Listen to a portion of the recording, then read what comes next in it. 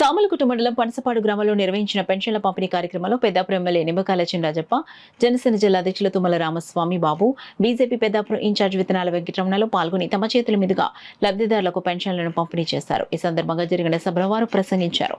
ఈ కార్యక్రమంలో తెలుగుదేశం, జనసేన, బీజేపీ నాయకులు, కార్యకర్తలు పాల్గొన్నారు.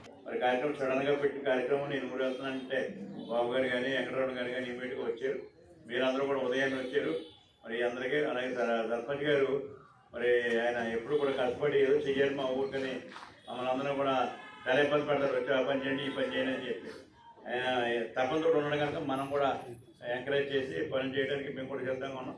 అలాగే మా నాయకులు అందరూ కూడా, జనసేన నాయకులు కానీ, తెలుగుదేశం నాయకులు కానీ అందరూ కూడా కష్టపడి పని గ్రౌండ్లోకి వెళ్ళి పనిచేస్తున్నారు. పవన్ కళ్యాణ్ గారు కూడా మరి ఆయన మన పక్కన ఉన్నాడు, మంత్రిగా ఉన్నాడు, ఆయన కూడా మనకు నిధులు ఇస్తున్నాడు.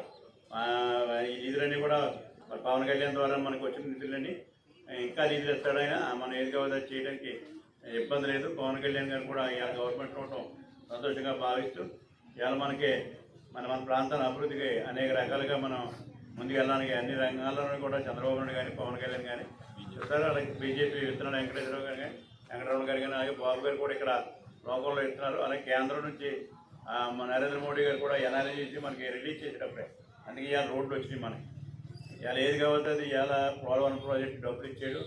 అలాగని అనేక కార్యక్రమాలకు ఇవాళ చంద్రబాబు నాయుడు ఢిల్లీ వెళ్ళి మోడీ గారితో మాట్లాడి అన్ని నిధులు కూడా చేస్తున్నాడు. తెచ్చి ఇవాళ మన ప్రాంతాన్ని కూడా అభివృద్ధి చేయడానికి సిద్ధంగా ఉన్నామని చెప్పి తెలియజేసుకుంటూ ఇవాళ పెన్షన్లు అందరూ కూడా తీసుకోవాలి. ఎందుకంటే తెలుగుదేశం ప్రభుత్వం తీసుకున్నటువంటి నిర్ణయం కూటమి, దాంట్లో ముఖ్యంగా పంచాయతీరాజ్ శాఖ మంత్రి కూడా శాఖకి చంద్రబాబు నాయుడు గారు పవన్ కళ్యాణ్ గారికి కేటాయించడం జరిగింది.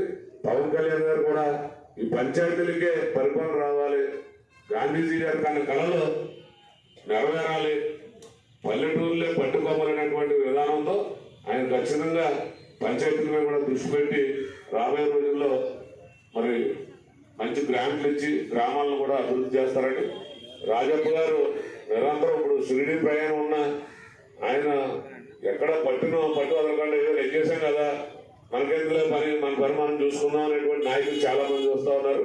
కాకపోతే ఎప్పుడు ప్రజల మధ్య నుండి ప్రజల యొక్క కష్టసుఖాలు తెచ్చుకుని నెరవేర్చాలనేటువంటి నాయకుడు రాజప్ప గారు. కాబట్టి మనం ఎప్పుడు ఆయన మీ యొక్క పెద్దల యొక్క ఆశీస్సులు ఆయన మీద ఉండాలని మనస్ఫూర్తిగా కోరుకుంటున్నాం.